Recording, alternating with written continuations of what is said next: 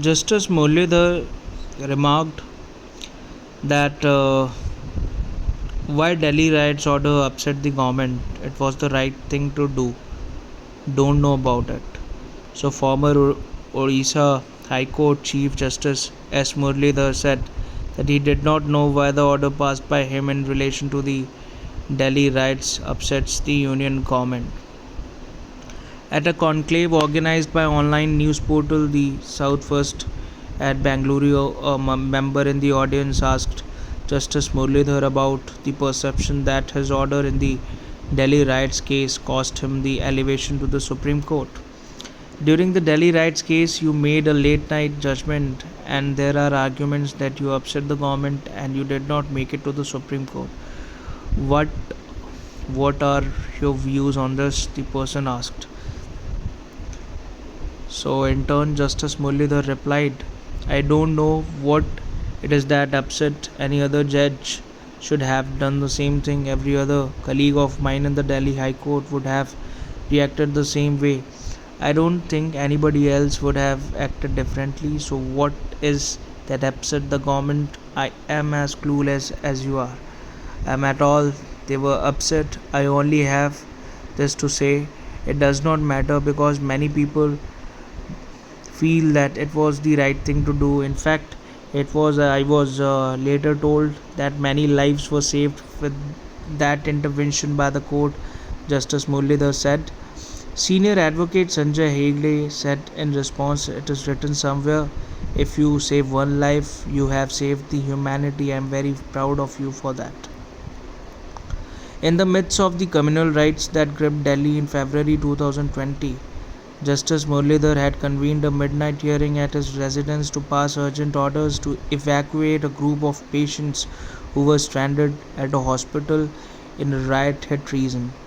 The order was necessary as the patients who required emergency medical treatment at a bigger specialist hospital could not be moved due to the riot situation. Later in the same day, February 26, 2020, Justice Muralidhar passed another order asking the Delhi government to decide within 24 hours on registering FIR against certain BJP leaders for allegedly making provocative remarks. In a dramatic hearing, Justice Muralidhar expressed surprise when the Delhi police claimed ignorance about the speeches, some of which had gone viral in the social media. Justice Muralidhar directed the clips of the speech to be played in the court for the police officer who was present there and passed a stern order to take a decision on registering the FIR.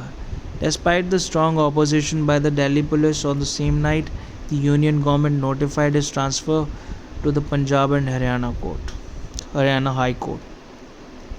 At the South First Conclave, Justice Muralidhar was in a conversation with senior advocate Sanjay Hegde on the topic who wins, who loses in the judiciary executive face off. Hegde started the session by saying that Justice Muralidhar was in a distinguished group of judges like Justice Shagla, Justice P.D. Desai, who could not make it to the Supreme Court, and said that he was a victim of the collegium. In this backdrop, he asked Justice Muralidhar the criteria he would rely on to pick judges. Justice Muralidhar said that the judiciary as an institution must be representative and that the recent collegium statements place an emphasis on adequate representation on criteria such as gender, caste, religion, geography, etc. What could be safely said is that within this criteria, choose the best, he said. A brilliant lawyer does not necessarily become a good judge. The capacity to be objective and fair is the yardstick to pick a good judge. Your point. More important is the capacity to decide.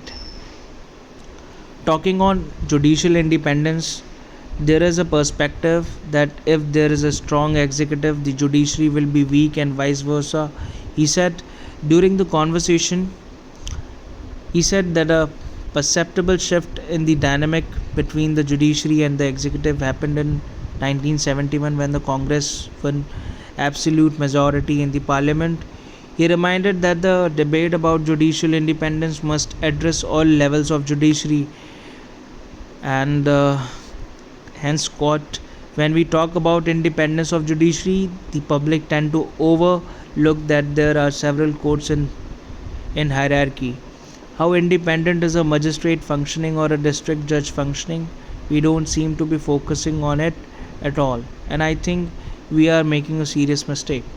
There are 14,000 odd judges at that level, and there are about 1,000 odd High Court judges and 34 Supreme Court judges. That's pyramid.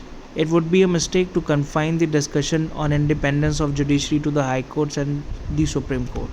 Of course, they are the constitutional courts, but when we talk of the independence of the judiciary and the control of executive of the judiciary, we should talk of all levels. If the magistrate is to work in an atmosphere of fear and intimidation, what does that mean to the independence of judiciary, he said. So let's talk about the executive control of judiciary at all levels. The facilities for judges are provided by the funds that come from the state government.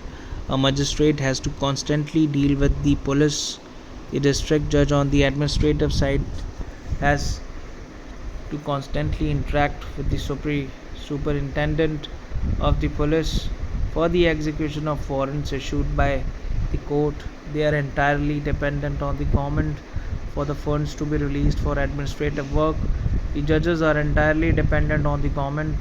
I wish somebody did a more intensive study on where we stand as a judiciary vis-a-vis the executive when we talk of independence.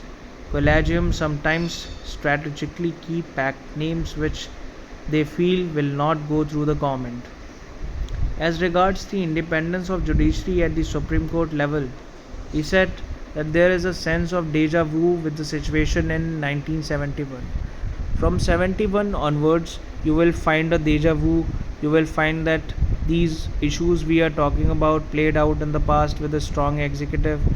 In both the pre collegium and post collegium system, judges have found that they have to walk a tight path if they have to get the kind of candidates they want for the court. What is that tight path, and does it lead to the right results? Hegde asked at this point. By walking the tight path, I mean to understand the sense you get.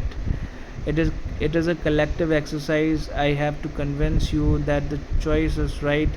The first level is the collegium. I have to convince my senior colleagues. Then the files go to the chief minister, the central government, until the background check is done. The names are not picked. Sometimes, as a collegium, if we feel that this name will not go through with the present dispensation and you still want this candidate to be available for future, you strategically keep back this name. You won't send it to be rejected. You have to strategize because you are looking at two wings of the state. You have to know when to do what. These are the moments when the public feels that the executive is having the upper hand and the judiciary is not able to have its way. In this context, Justice Muralidhar spoke about the 7 years, 7.5 year tenure of Justice Y.V. Chandrachud as the Chief Justice of India, during which he had to walk a tightrope. He couldn't get several really good judges in, or he could not get them at a time that he wanted them at. And there were pressures and pulls from several directions on who should come in first and who should come in next. Mandatory cooling off period needed. Justice Muralidhar spoke about the need for a mandatory cooling off period after retirement before any judge is appointed in any tribunal or commission. This was necessary to preserve the perception of judicial independence, he said. It is very troubling that the files for post retirement appointment are being prepared when the judge is still in the office. It is a salutary thing to have a cooling off period. Responding to another question, he said that artificial intelligence cannot replace judges. He point that AI is ultimately a tool which can assist in the judicial process, but it cannot wholly replace a human judge because an emotional quotient is necessary for a fair adjudication. In every case, there is a human factor to be kept in mind. For example, there is a case of a woman who threw her two kids in the river and wanted to jump herself into it because of poverty. It is a clear case of murder, but it is heart wrenching to sentence that kind of a person, so you will have to exercise a discretion in the sentence.